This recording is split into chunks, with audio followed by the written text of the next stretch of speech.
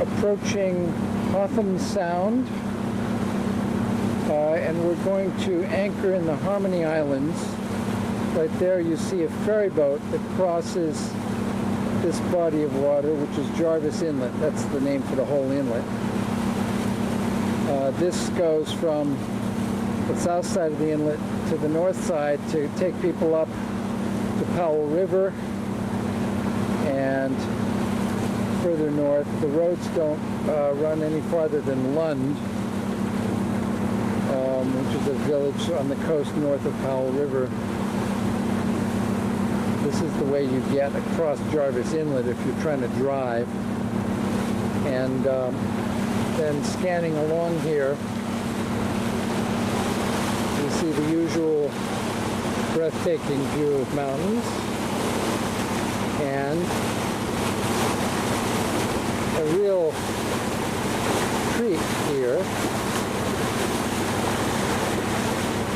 is this enormous waterfall, which falls from Lake Freer, I think it is, and that's 1,400 feet down the mountainside.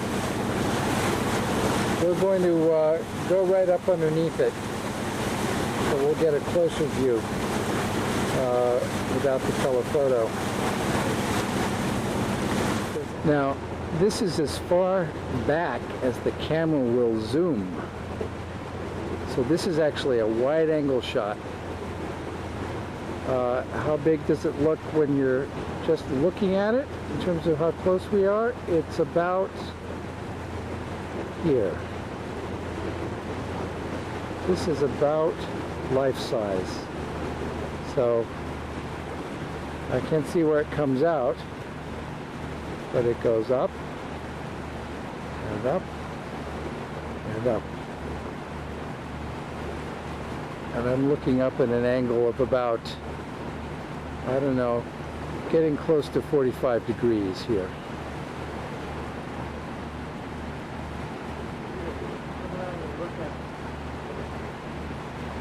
I'm panning from the base of the falls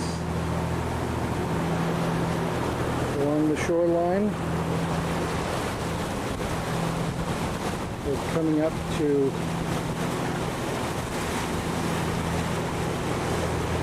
the Harmony Islands here. We're going to anchor right behind these. Got a wake coming from a boat. And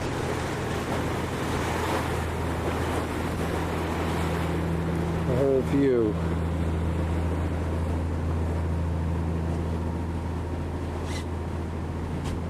Looking back down towards Jarvis Inlet, which is where we're going to go to continue our trip tomorrow back up that way.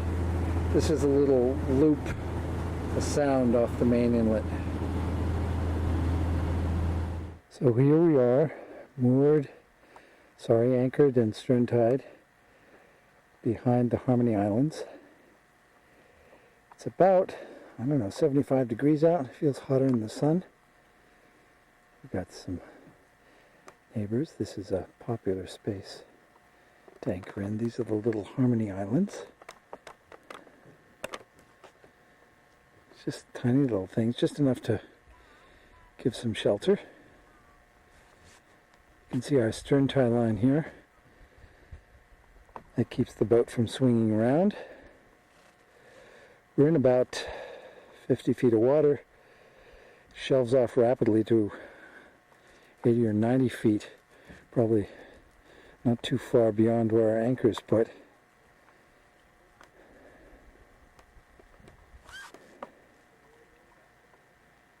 Boat's rocking a bit. And this is our view.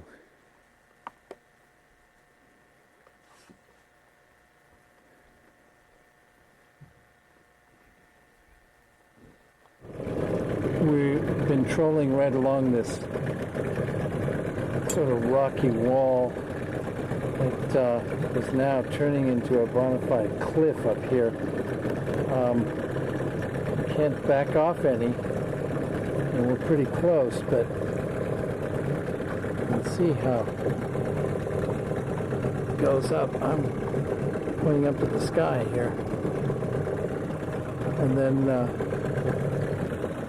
cliff just runs along to this point here. We're going to turn around if we don't get anything before then and troll back.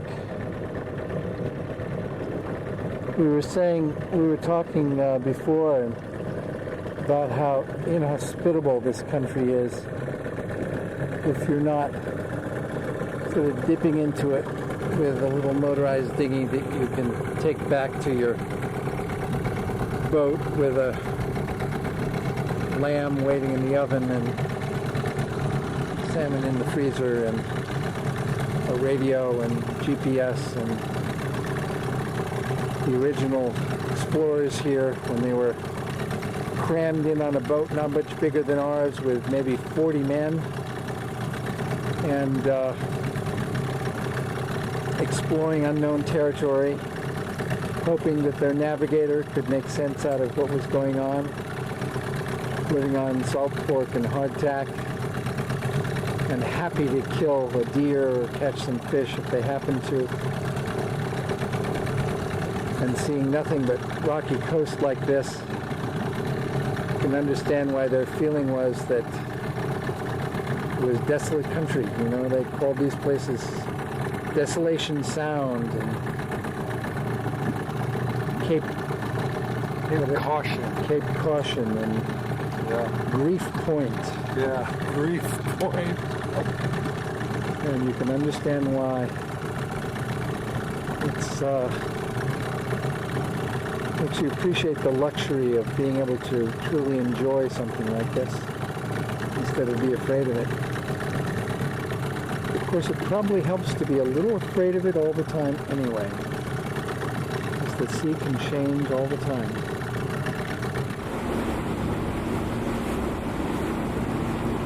Well, now it's Thursday morning, about 6 a.m. The sun is catching the top of this little cloud here.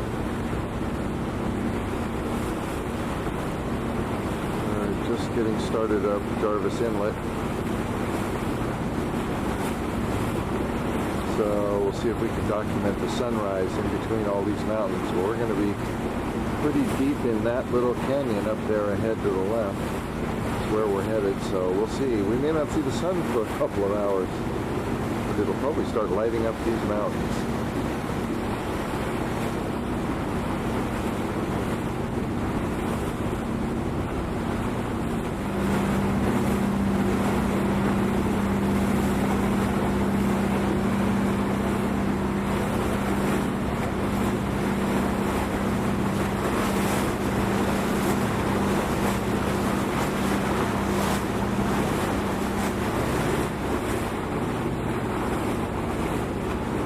That's where we're headed, right up there.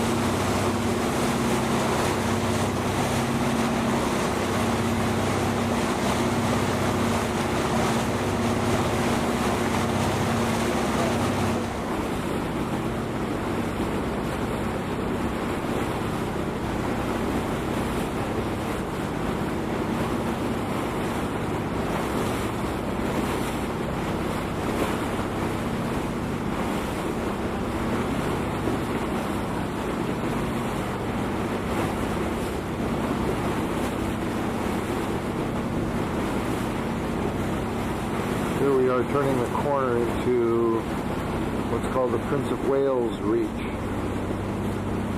of Jarvis Inlet.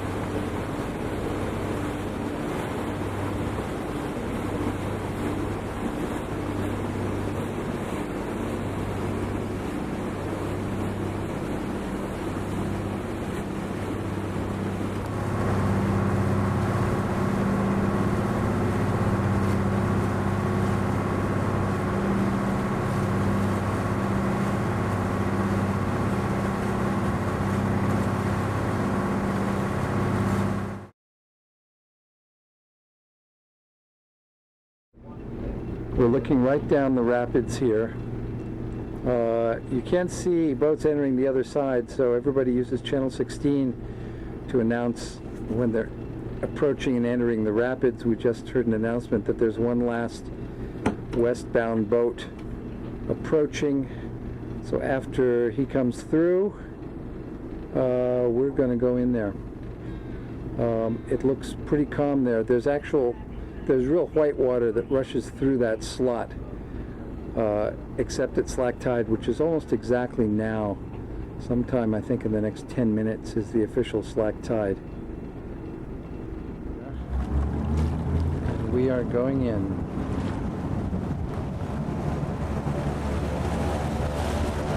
And there's a seaplane taking off. You can hear it.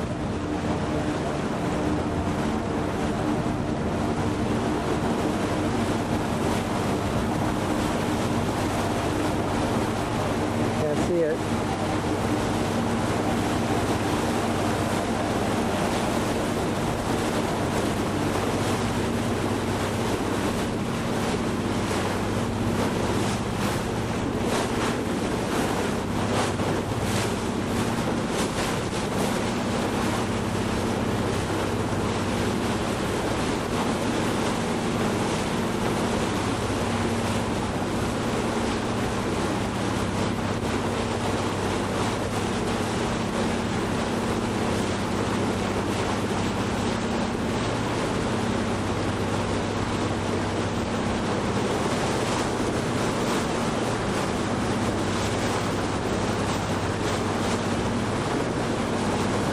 Still some swirls here.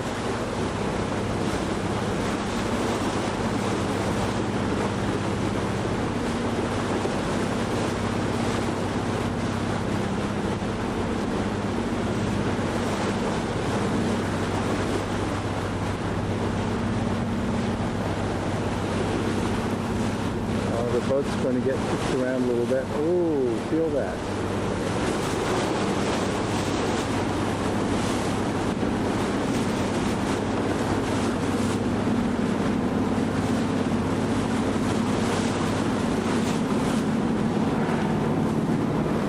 There's the seaplane.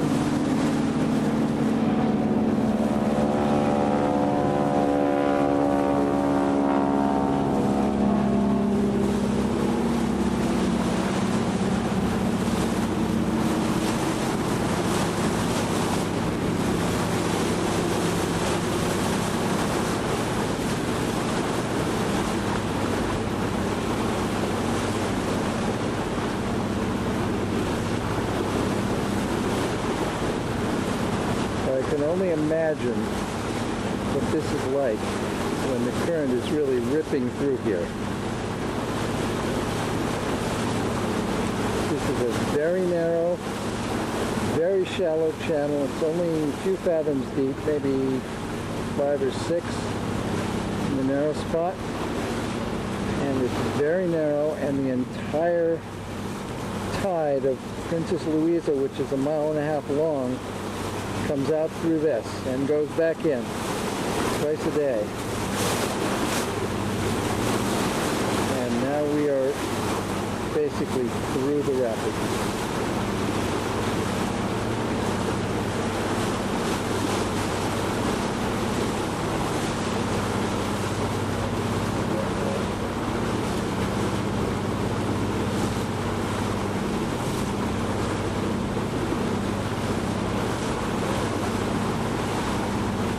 There is a cliff to the left here. It's lost in the clouds about 1,000 feet up that towers above us. I have to lean way back to see this.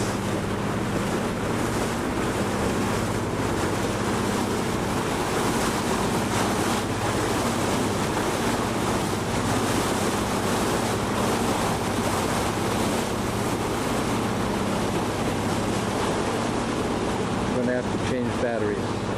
Now we've come around into the end of the lake proper, and we can begin to see what it's like.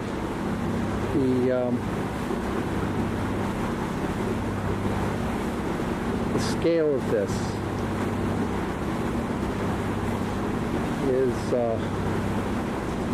is something that I can't describe.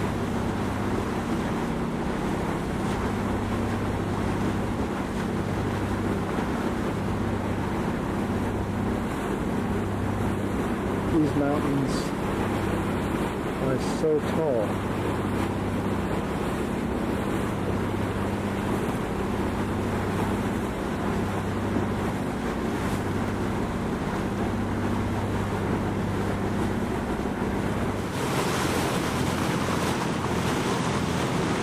We're out of the shadow of the mountain right next to us again.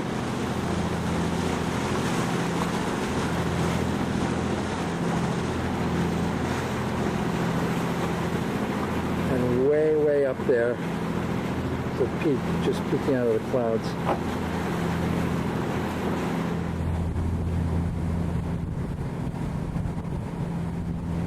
Earl Stanley Gardner said that Princess Louisa was a cathedral.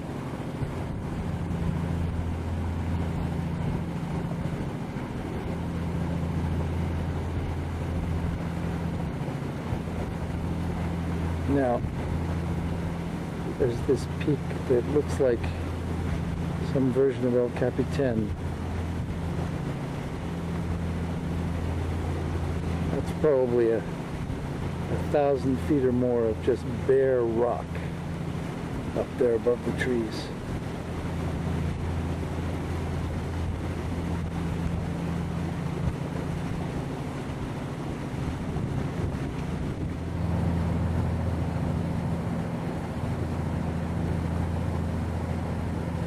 See the seaplane? That's gotta be fun. Boy, Gotta turn hard to make it all the way around. that's right.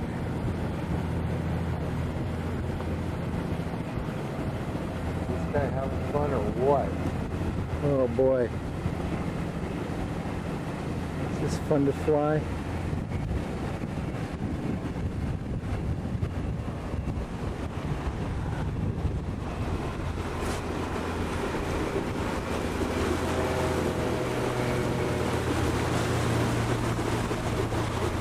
I'm gonna lose him behind the boat.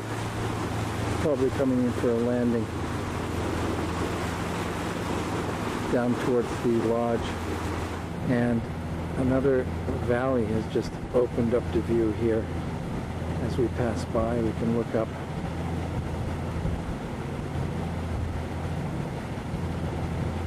I'm trying to give a sense of the scale.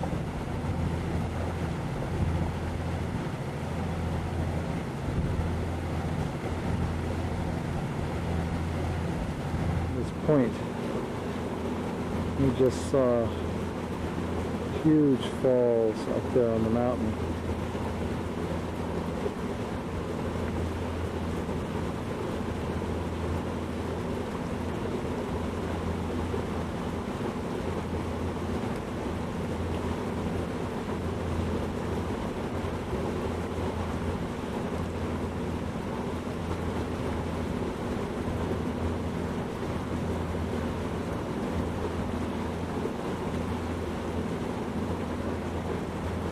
And more falls down below.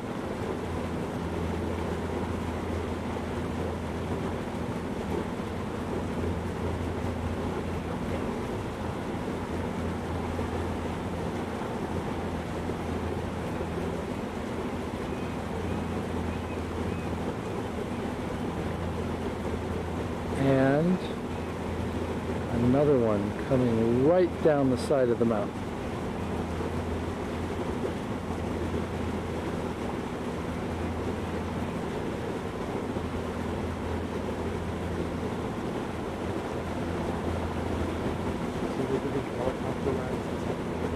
There's a helicopter out there.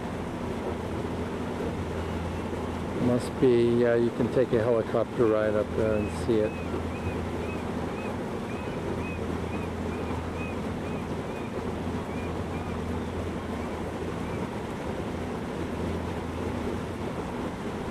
makes such a racket, unfortunately. Luckily, we're not close to it.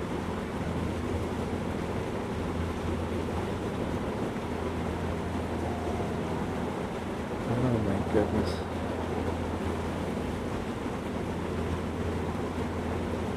Here we have, I guess this is what's called Chatterbox Falls. Seems to be the outlet for all of these rivers coming down.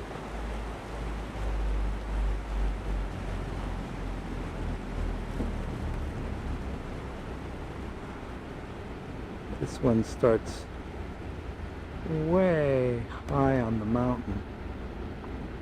You can see how slowly the cataracts of water come down.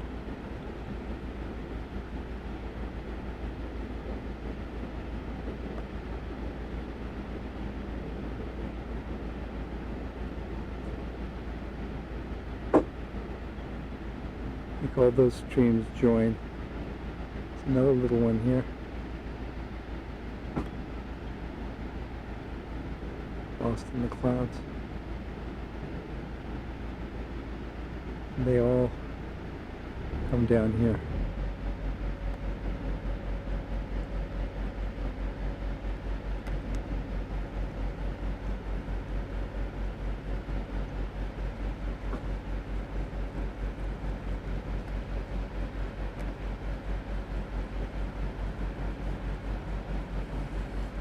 We're anchored and stern tied to a ring that's pounded into the rock with a piton. They provide that around here for stern tying. There's not much else in some spots. And we have, right next to us, this tiny little waterfall that looks as though it's just spraying sort of a mist into the air.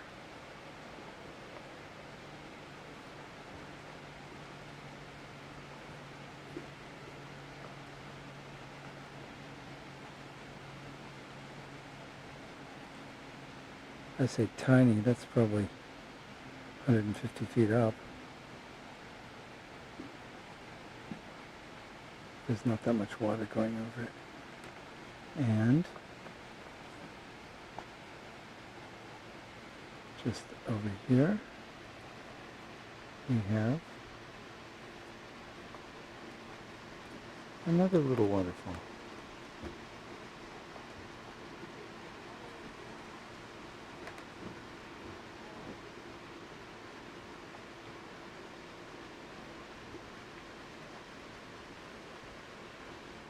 And on the other side of the boat,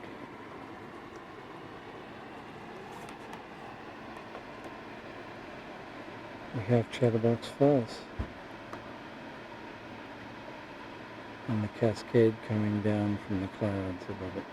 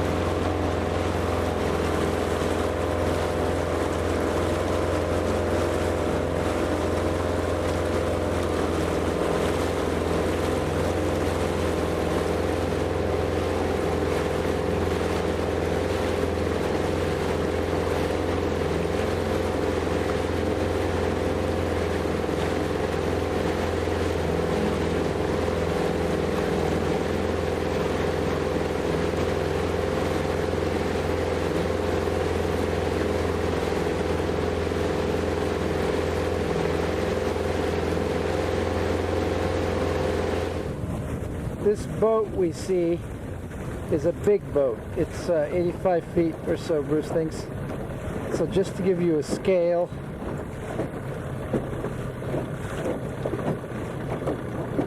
of what we're looking at here. I still can't get anywhere near the height of this mountain in the viewfinder.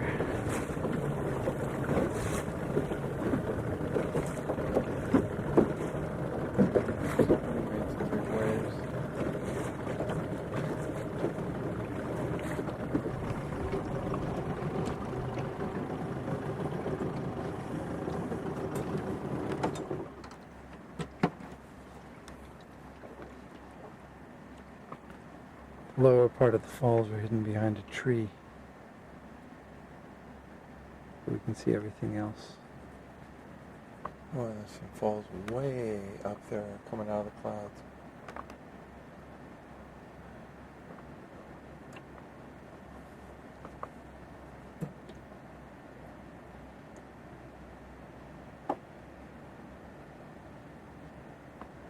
You can hear the falls from here.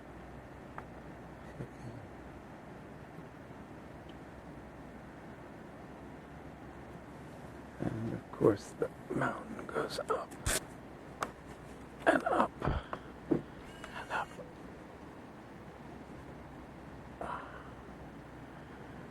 We're in the middle of a big bowl of mountains, 4,000 or 5,000 feet high. I guess it's just before 6 in Princess Louisa. I'm looking up towards the entrance. The sun has just gone behind the hillside here. You can just barely see the glow back there and the beams of light coming down.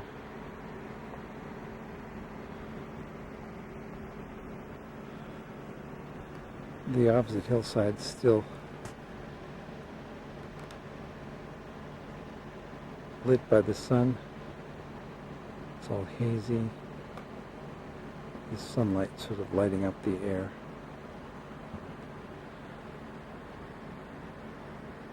The wet rock reflects the sun.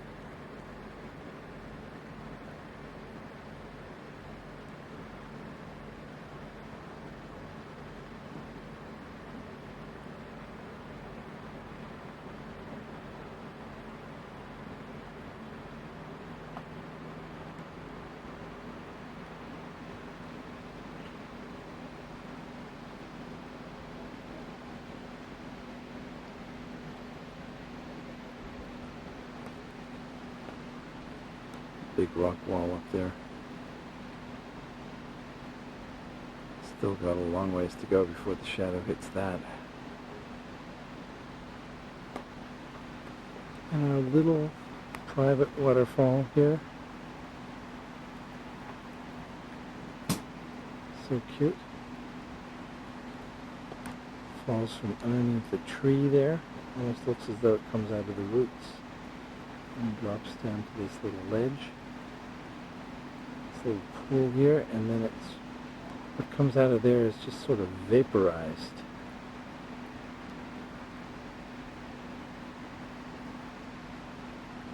And there's a little sort of paired stream that we can see coming right down here. I think it's lost in the trees. Comes out somewhere down in here. We explored all along here with kayaks. There are zillions of little streams. There must be thousands of little streams pouring into this lake. Most of them hidden underneath the trees, and most of them just little trickles like would come out of a tap, sort of trickling down between the rocks underneath the trees here. Another one that's bigger that you can see. We kayaked past this and looked up. It's about probably 40, 50 feet high. There's not much water flowing down here. The water's surprisingly warm, actually. In the kayaks we could get right up to the base, and the water's running over these rocks that get warmed by the sun. And so at least later in the day, the water's pretty warm. While we were kayaking along this stretch, we kept on surprising a great blue heron. We first actually caught sight of him all the way back here, back in this corner here. And we came up to within maybe 20 feet of him in the kayaks, and he flew off about 100 feet further down. And we kept on going. And once again we got within about 20 feet of him, and he flew off another 100 feet down and found a perch. We must have done this about 6 times. Same heron. Until he finally, maybe because he couldn't get any perches further down, it's pretty rocky, he sort of took off much further along.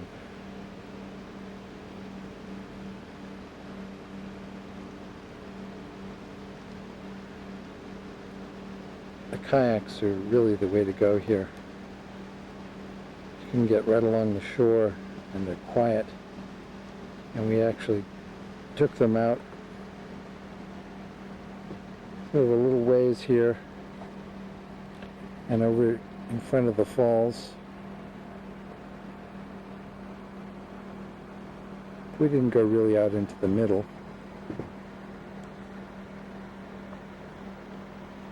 But we went all the way over to the falls.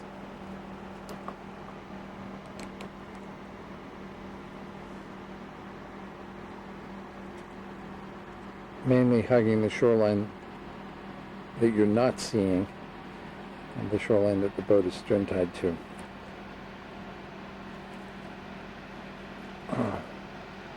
And we floated in the kayaks right in the rushing water coming from those falls. And there was a sort of a back eddy so that we could just sort of sit there, and the water is rushing past us, and we could just sit there and look at the falls and not move. And we came back out sort of beyond these near boats here, a little ways out here, and a seal popped up about 60 feet away and just was sitting looking around. I got within about 25 feet of him or so. And then he caught sight of me and he sort of looked at me. And I looked at him, and then sort of put his head down, and you could see the curve of his back as he went down underneath the water. And then we came back to the legendary here.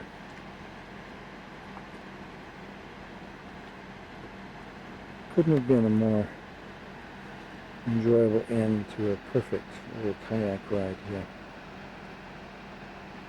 Mountains are in shadow, but you can still see the falls.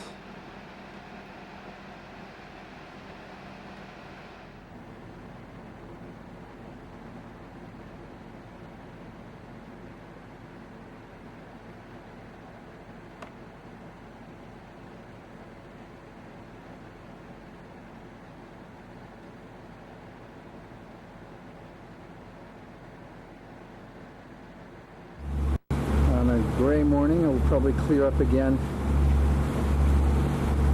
this afternoon. The barometer is still high. We got a little rain shower this morning. Yeah, just after we got in from kayaking, we timed it just right. It started to rain a little bit. Oh boy, is this beautiful. Look at the size of that river.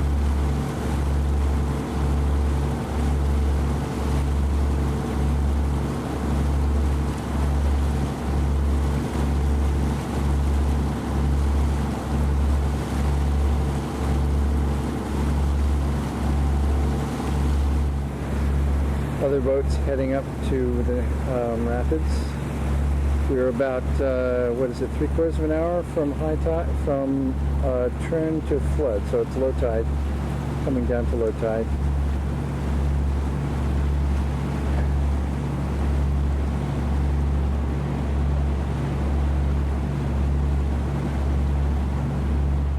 We got to rereading Cappy Blanchette's book, The Curve of Time, and read about her section when she was in with her kids to Princess Louisa. That was a time back in the, I guess it was the 20s or the 30s, and she said she could stay here for 2 weeks and not see another boat.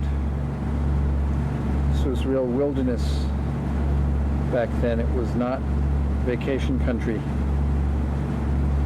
And on one of her trips back, she discovered somebody who had settled and was building a cabin at the head of the inlet, right near the falls. And she was quite disappointed at first not to have the privacy of being all alone in this place.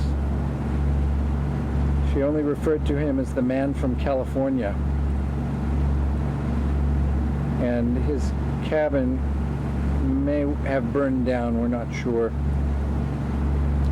At any rate, there's a gazebo near the site for people to sit and have lunch, and there's rangers around now, and the dock for everybody to moor up to, and it's a bit of a sightseeing spot, although of course it's so beautiful that you don't really mind that.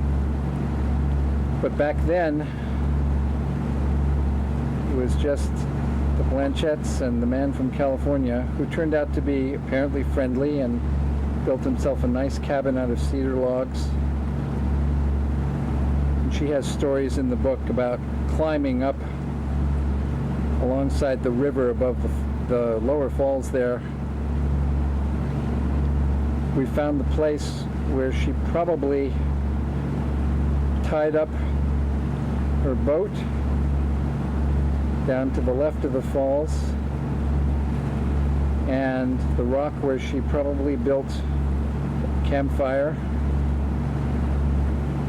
and behind that a sort of a cave underneath a huge boulder that she makes reference to. It was sort of fun to find the places she referred to in her book.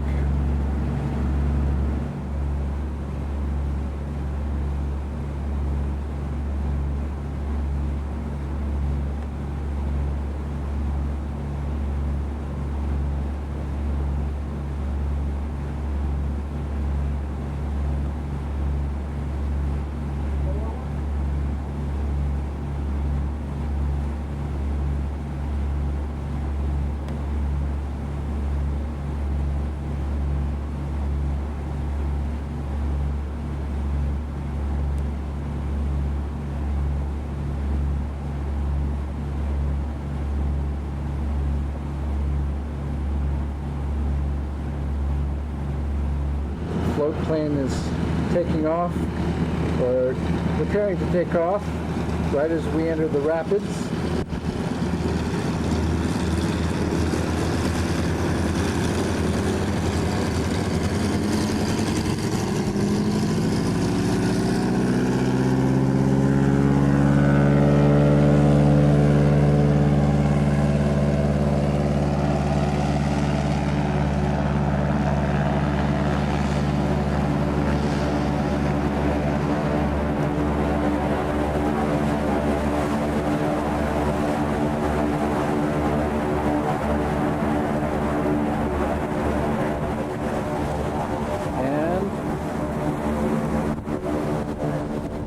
Here we go.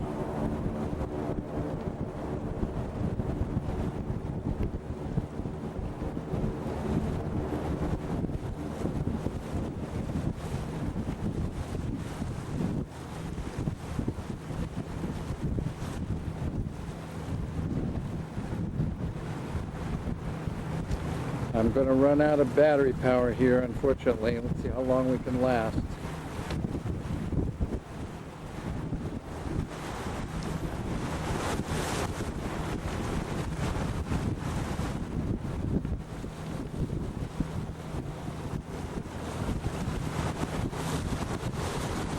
Little island here and the lighthouse.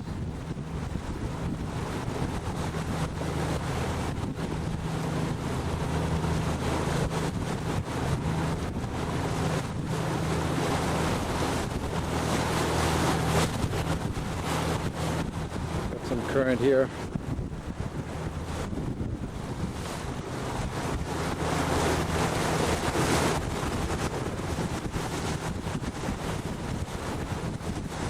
And here we are in, what is it, Queen Royal Passage?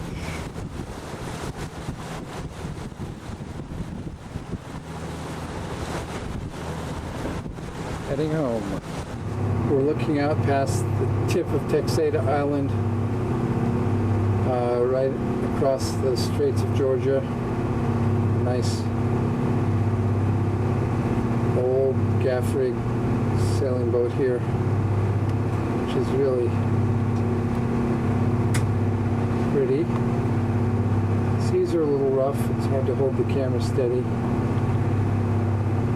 But as a real contrast to what we've been going through recently, here is the Straits of Georgia. It's relatively open water. We got about 22, 23 miles across here. We're heading for Nanaimo.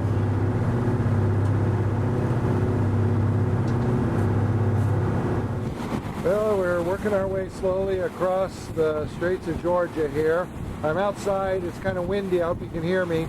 And the area called Whiskey Foxtrot, which is a joint military area used by both the Canadian and American governments for torpedo testing, has been active today.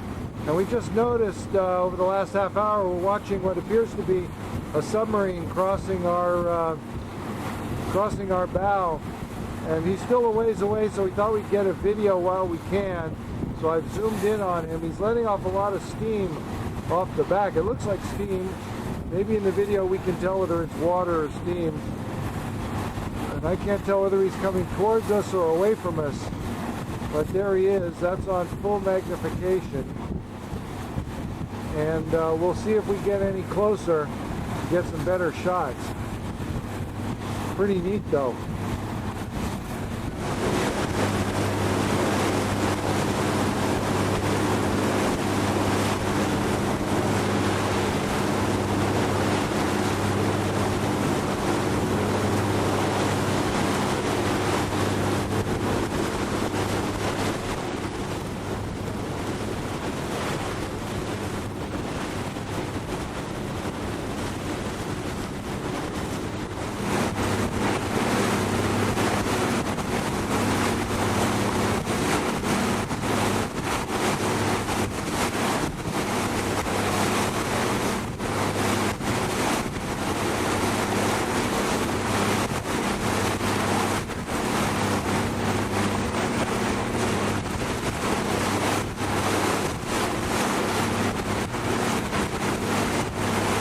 Just to give you an idea of the Nanaimo dock, it's 6:30 in the morning. We're about to cast off after we make some coffee. There are a huge variety of boats here. There are the big rich ones, sort of ridiculous looking 80 or 90 foot thing. And then there's tugboat. And more pleasure boats back here, sailing boats. Another cruiser right near us here. And a working fishing boat. This is a longliner. We have a sailing boat going out right behind there. Another longliner right in the back. And a third one behind that one. Actually, you can see the poles of a lot of longliners here.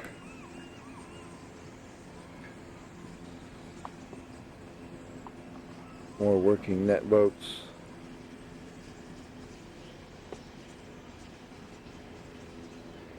Here's the guy who looks like he's set up for nets and longliners.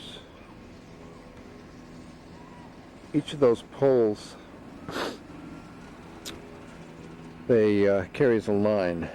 Actually carries 3 lines. Each of the lines is weighted down with a 100-pound weight, so it goes pretty straight down and pretty deep.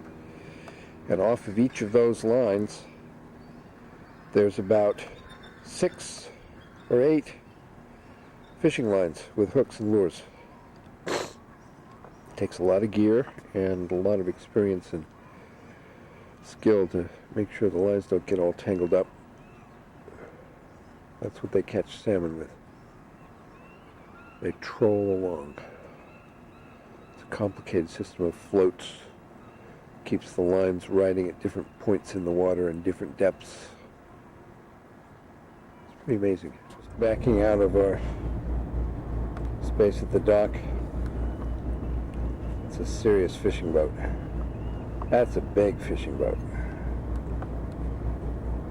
Got 2 reels for nets back there.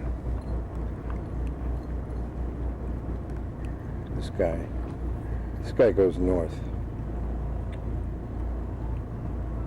And then we have passing right next to us, another steel-hulled boat. A bunch of floats and nets here. It's all stowed away shipshape. And then we have this big modern monstrosity.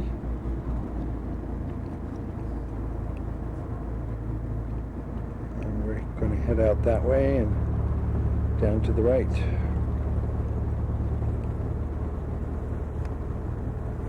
We're approaching Dodd Narrows, which is just southeast of Nanaimo. It's a pretty narrow passage. We're going to have some tide through here. We'll be riding with an ebbing tide.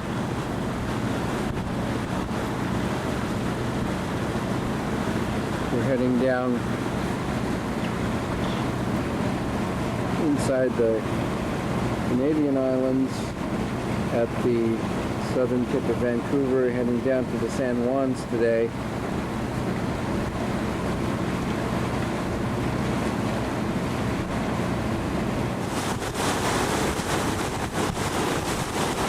You can see it's running sort of downhill like a river.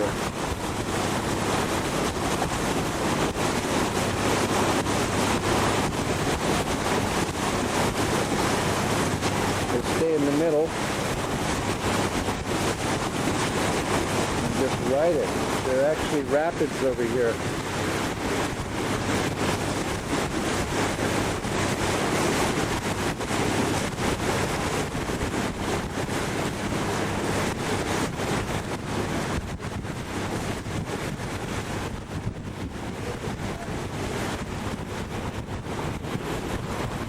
Yeah, there's some water running here.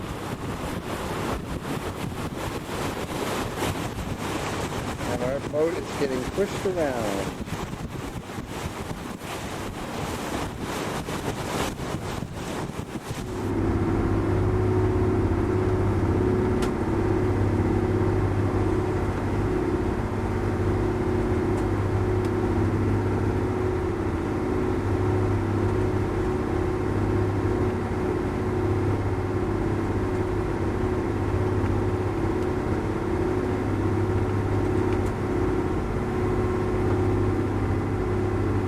This is Hawaiian Channel, if I remember correctly. Harney Channel, actually. And that's Orcas Island on the left, where the ferry boats are, and Shaw Island on the right. And then it's like a freeway of boats down here,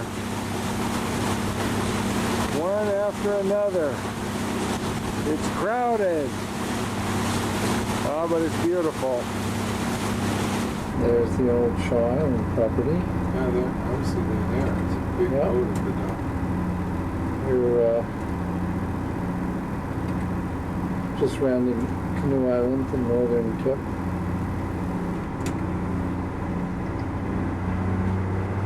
So we'll go over and see the property.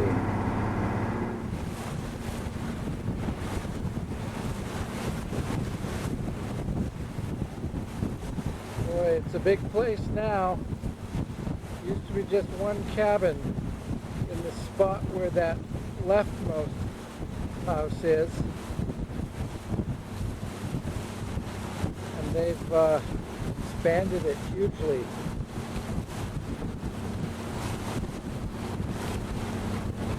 That big madrona comes out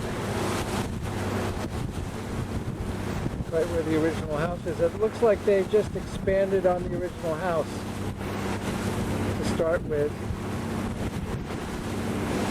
and then built back on both sides.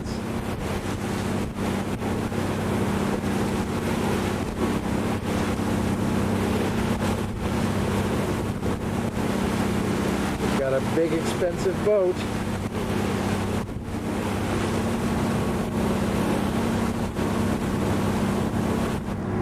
Peter's at the wheel right now, and we're in the middle of Rosario Strait, and Peter's steering a course this direction, but in fact we're heading this direction because we have a huge current going here. If I zoom in on this buoy, you can see the current that's running. We're just inching past this thing. Absolutely unbelievable. You okay with this sailboat, Peter? Yep. You have right of way. So Go behind them. He's going to cross my bow. all right. Anyway, the currents are something here. We are anchored at Saddlebag Island, which is right across the Rosario Straits, right? We just came across. Yes. It was so rough. It's a nice little cove here. We're sort of in the lee of the island. We've had the weirdest currents here and the weirdest wind, and it took Bruce about an hour to figure out how and where to set the anchor, and then it was mostly, I think, dumb luck. That's right. But anyway, here we are, and we've got somewhere out in the distance there are two crab rings and one crab pot with our buoy on it. I can't really see them right now, but it's sort of lost in the distance. And this is Crab Haven, so everybody comes here, put down their crab pots. This is just a shadow of the former crowd as it's getting later in the day. Yeah. And we've got how many? Ace Crabber. Ace Crabber, Bruce Brigham. We have 4. We have 4 currently cooking on the stove. We would like 2 more. 2 more. We don't want to clean more than 6 crab tonight. That is certainly a good thought. Yes. I think if we got 6 crab, Jan would be pretty pleased. We'd bring some good crab. All right, so we'll keep our fingers crossed. We got about 5 or 10 more minutes before we have to abandon our champagne and go out and work again, actually. So, there's a great blue heron in a tree. A little hidden by the branches, but there you can see him. Come over here.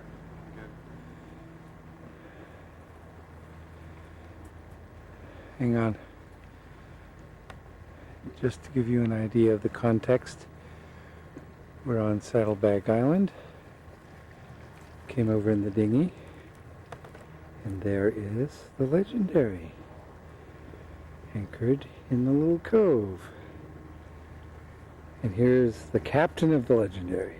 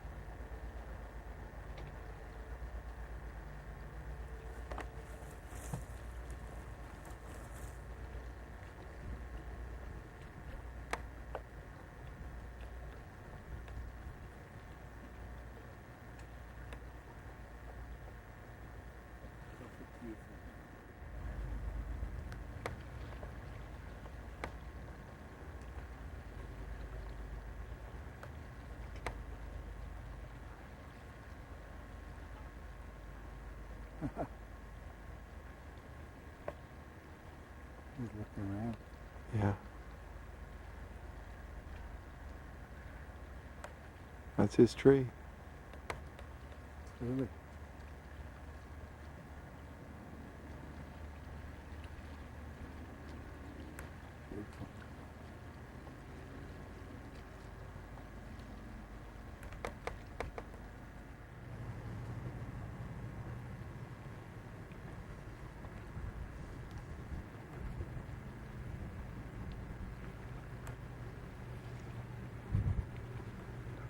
You can see where that tugboat is coming down. That's the route that Jan and I took on August 1st to get started on this saga, on this trip. Running right up between those buoys out there, up alongside Lummi Island, which is that high mountain island there. That's how the trip started. God, it was fabulous.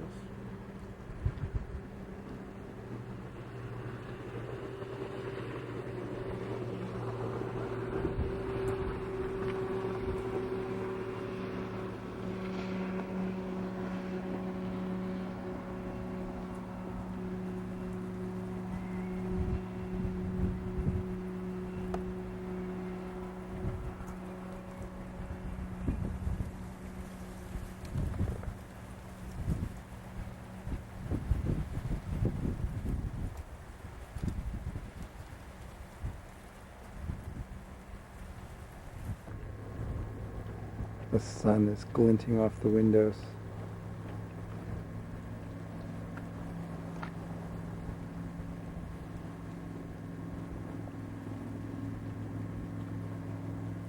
See the reflection in the water of the sun? It's beautiful. Yeah, What a pretty boat. it is indeed. Bruce is cleaning crab with PJ supervising eagerly. And meanwhile,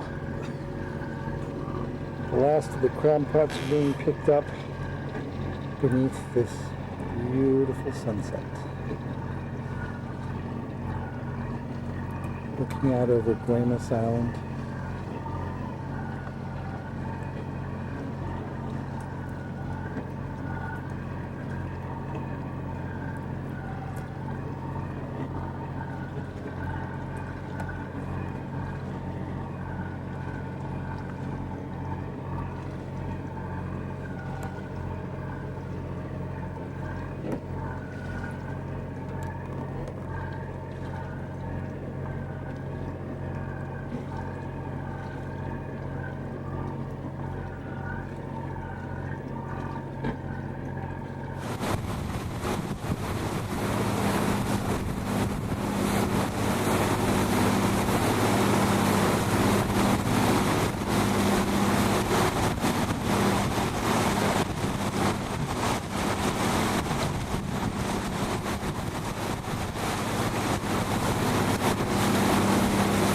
So here we are. We just tied up at Chill Shoal. Bruce is talking with a neighbor here across the way who's got an old Chris Craft. The cats will be happy to have the engines off for a long time. The boat has served us well.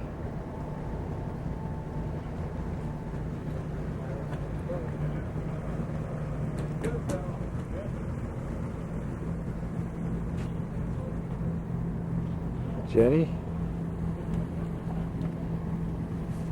Yeah. So Jake and Jared are coming back today. I don't know. That's my understanding. Okay, well, My wife talked to them and they we were talking around. We need to move over. Probably need to move over. What?